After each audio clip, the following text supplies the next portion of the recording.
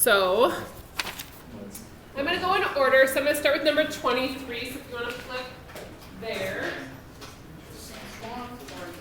23. Yours can get dirty. Mine can't. Mine can't get dirty. Mine's Okay. yeah, it's yellow.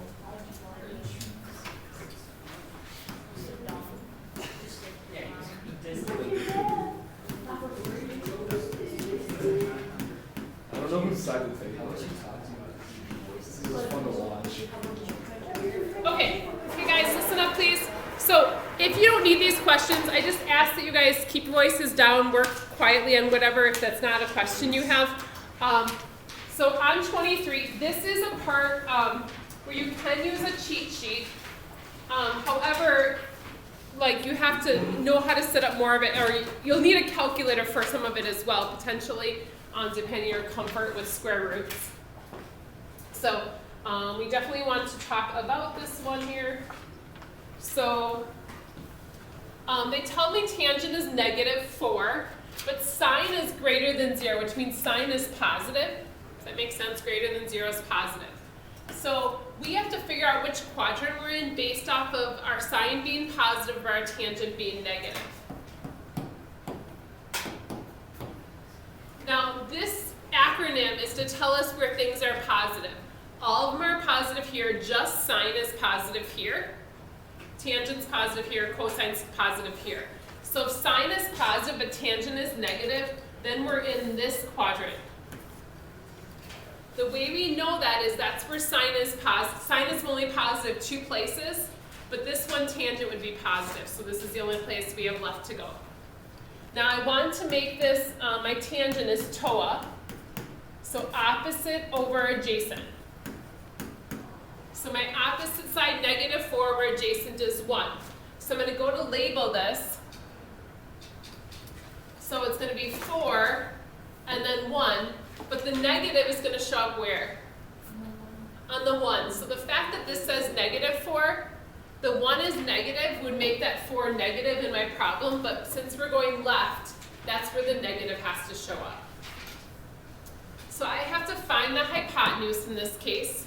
So I'm going to do Pythagorean theorem to find that hypotenuse.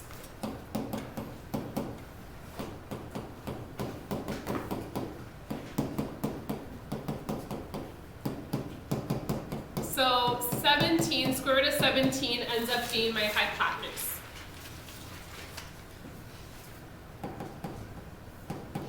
So now we have to set up all our trig ratios. So we need all the other ones. I suggest trying to do it always right in the same pattern so you get used to it. On the test, I leave that open for you guys to write down. We don't need tangent, we already have that one. All right, so sine needs a little bit more work though in this case because it's going to be opposite over hypotenuse.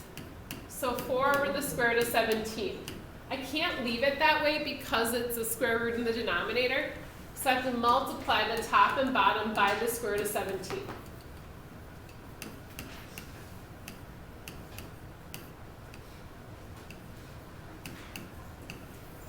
So there's my sine, 4 square roots of 17 over 17. Now the cosecant of that, I'm actually going to flip this one over. We don't need to simplify anything. Yeah, because then I don't have to simplify. I can flip it over. So again, I wanted this as my answer for sine, but then for cosecant, it's easier to flip this one. So for cosine, it's adjacent over hypotenuse. So -1 over the square root of 17. So again, we have to rationalize that. So it ends up being a negative square root of 17 over 17. Again, with secant, I'm going to flip this version.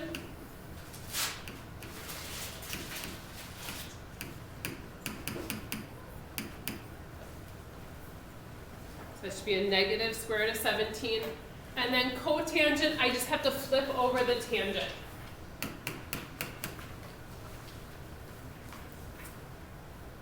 So again, on the other 2 problems, like this, like go through and practice those. If again, that's something you can use a cheat sheet on. So feel free to put an example like that on your cheat sheet if that's helpful. All right. 25. So they can just flip the original instead of Yeah, because if you flipped this version, you'd have to rationalize your denominator again, and I mean it's the same ratio, it's just written another way. It's probably easier to flip that part. All right, number 25 is somewhere you guys have to get this written down somewhere that you'll remember it, because this one is, I feel like it's not a very like obvious thing, but once you see it, you're gonna kind of, I mean, like I said, you might not remember learning it because it's just kind of just a fact to know this. They want the coordinate pair. So all they want is what the cosine of 100, what the sine of 100 is as a coordinate. So you're basically just doing cosine of 100 and then sine of 100. Now, if you're just trying to double check, you're nervous you're doing something wrong, think about it. Cosine of 100 is like over here, or all of them, sine of 100, whatever, is over here. So I know that this is going to be negative and this one's going to be positive. I know that because of that all students take calculus. So just kind of referencing that. Are you going to like tell us on the test when we should switch back and forth? I will not. So good question. So radians versus degrees, I won't tell you. For the most part, if you're working with radians, be in radian mode. If you're in degrees, you should be in degree mode. I will not tell you on this one. I know in pre-calc we did just because we were doing a little bit of flipping back and forth. So I would guess many of you guys, I actually say that you probably don't need to be in radians really at all. Because all the things we're going to do with radians is basically convert them back to degrees, or they're going to be something you have to do without a calculator. You know, like being able to, you make that unit circle at the start. So yeah, like a circle like this one is going to be like a question on the no calculator, no cheat sheet part. So you get points for filling that in. If you need me to fill in anything for you, like you need help with that, and you want to use it for other parts of the test, I can fill in part of it. I take off points for you, kind of like when I used to give you formulas or something in like algebra. So let me know if you need me to, if you need that as a kind of a crutch there. All right, so that's 25. Let's go to 29.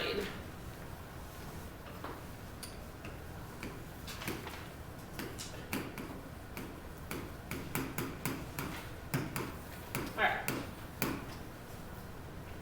So it says tangent of theta is negative 0.625. So I have to figure out what theta is. So I use my calculator on this one because I can't do that in my head. And I got a negative 32 degrees. However, it says from 0 to 360. So that's not 0 to 360. So I have to think about what negative 32 is. It's going backwards 32 degrees. So this angle is the same as that one. So I'm going to just basically take 360 and subtract 32. And so this is 328. So that's the answer that I think is the obvious one. The other one is tougher to find because it's saying tangent is a negative value, and your calculator doesn't give you guys these other options as answers. This isn't the only time tangent is going to be a negative 0.625. The other place, we have to use this idea. So I want tangent to be negative. Tangent's negative here, positive here, so I don't want that one. Positive here, so I'm here as well. Again, I'm using that negative 32 degree angle. So I'm going to be here, so I have to figure out what this is. So 180 minus 32, so that should be 148. And if you check that, check tangent of 148 in your calculator, you should get that same decimal. So it's kind of a nice one that you're able to check that. So the two answers are 148 and 328. Now obviously I would not suggest just guessing and checking to find this. Like hopefully you're somewhat in the ballpark, because that would take a long time. There's 360 angles you'd be checking on. But you can get a good idea that you have the right thing then. So it's an easy one to check once you know it. Okay? So that's 29. All right, we're gonna go to 31.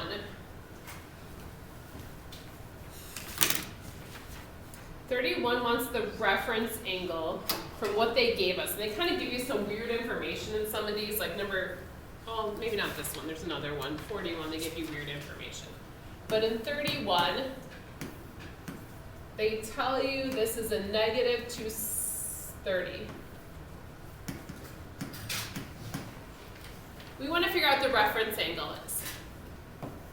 The reference angle would be straight down from there. So I think about this and I went back, a negative 180 would have been here, and then I went further, I went 50 degrees further. So it's just a 50-degree reference angle. And don't let it bother you if that's not a nice number. You're like, oh, we don't know the ratio for a 50-degree angle. That's not what it's asking for. It just wants you to give the reference angle. So it's not asking you to know any ratios based off of that. Just the reference angle is the reference angle. So that's all. Then 33, whole bunch of radians here. And you can write this either as degrees or radians, whatever you prefer. All right, so 31 pi over 9. So obviously we're over 2 pi.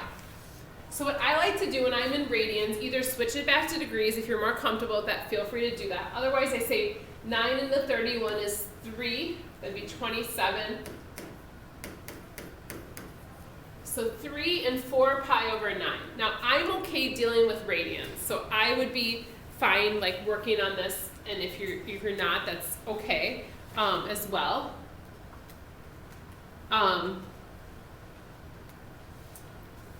But it's kind of up to you guys. Do you want to switch it back to degrees? Is that better for you guys? Okay, that's fine. Because so it's 620 degrees, I believe. Yes. Okay, so once around would be 360. We're already past that. So then we're at 260. And again, this is a calculator section, so you'd be able to convert that if you need to. So now we need to go 260. So I go past 180. So 80 more. So I'm here. So I went 180, I went 80 past 180, so this is an 80-degree reference angle. Or again, you could call that using radians. Like I said, I don't care one way or the other there.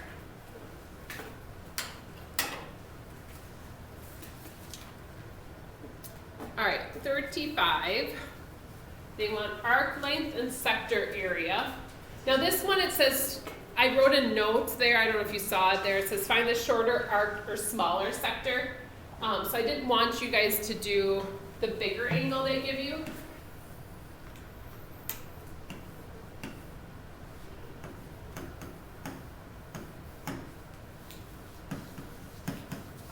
So they tell you this way around is 210. So then if that's 210, we take that away from 360 to figure out this is 150 degrees.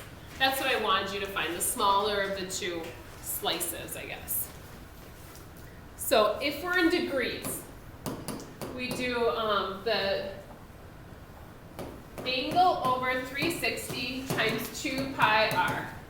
For the area, we do the angle over 360 times pi r squared. So my angle is 150 degrees over 360 times 2 times pi times r, and it's just a matter of multiplying this all together.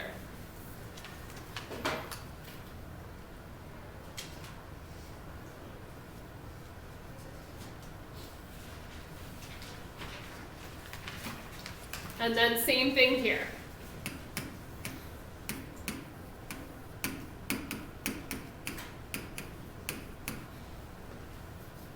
And so this one I got like 31.4, and this one I got 188.5.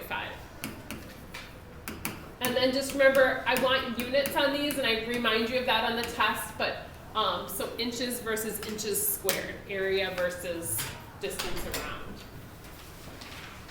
All right, so flip but I did not ask you for the smaller slice if you found the smaller slice.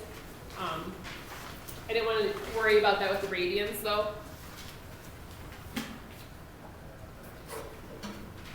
So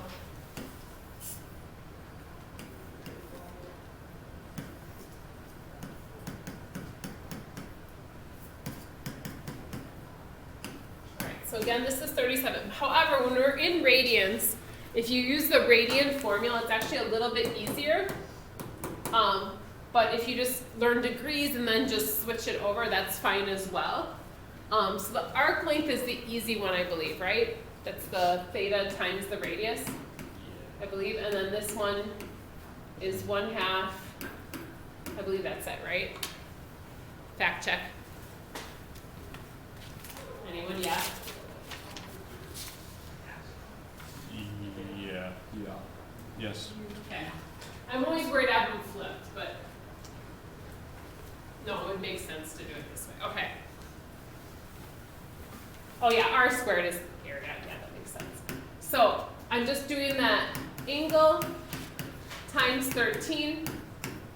And again, you're just putting that in your calculator, putting pi in your calculator, like figuring that out. Use pi, don't use just 3.14. It probably comes out pretty close anyhow. And then this one,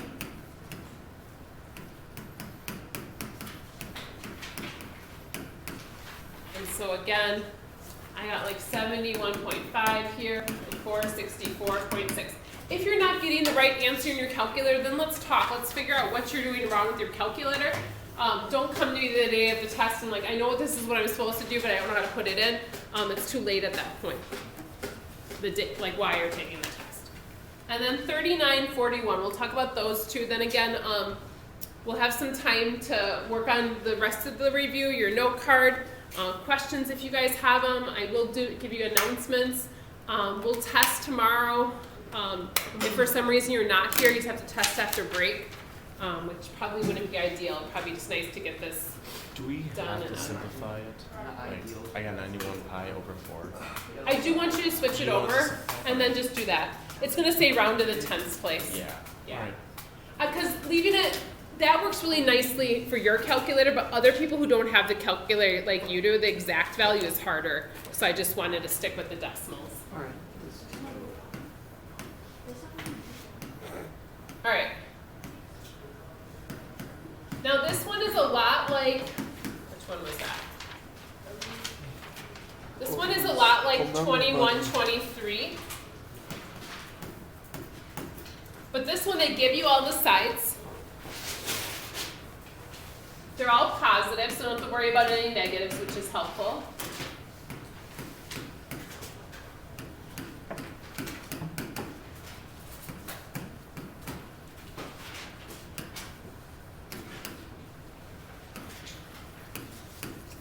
So on one like this, you wouldn't have a calculator for it or a cheat sheet.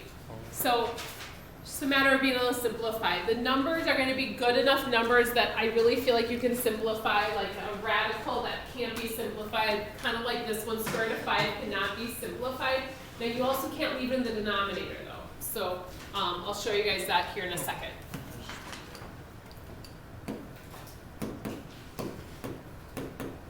So when I go so these are, at this point, I think you guys should know this. You should know secant, cosecant goes with sine.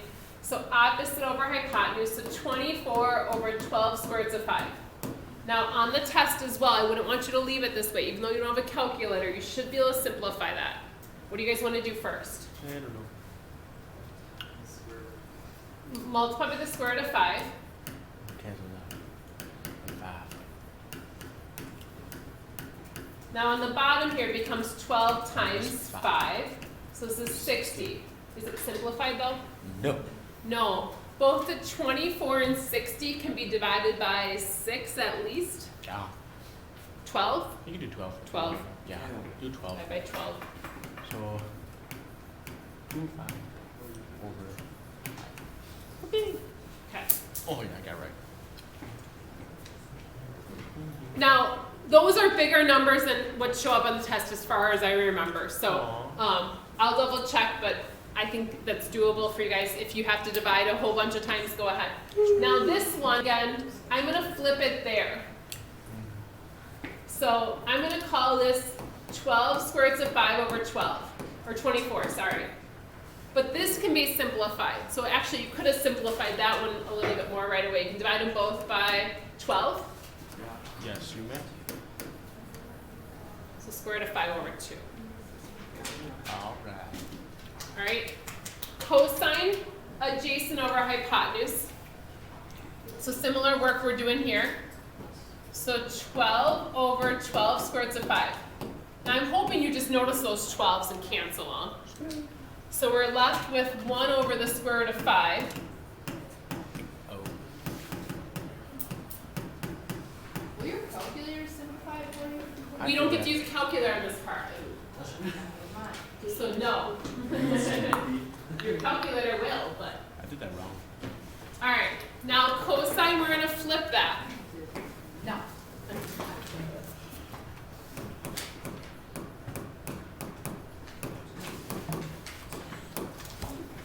It is no. Or secant, there. Nobody's. All right. Then we have our tangent. Opposite over adjacent. Oh, that one's nice and easy now.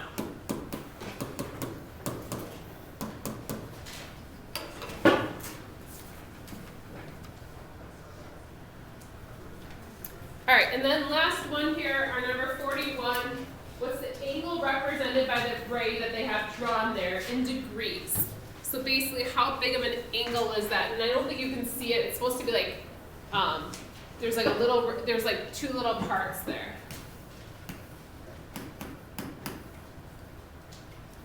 All right, so it goes once around, and then it goes a little bit more. So they're asking for what this angle is here. Now, it's more than 10 though. So if I started here and then went around, so it's over 360. Oh, that. And then they tell you that this to here is 170. So it is telling you this is 10. So it's going to be 370. Because it went just 10 past the 360 line. Okay?